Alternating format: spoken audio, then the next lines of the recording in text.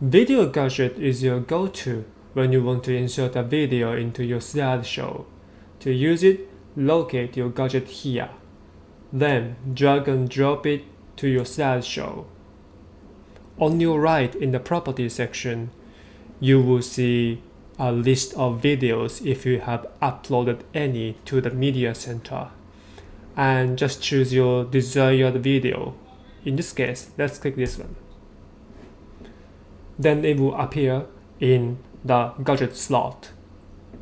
If you haven't uploaded any videos previously to the Media Center, you can go to Media Center, then select Upload Media to upload a video that's stored on your computer.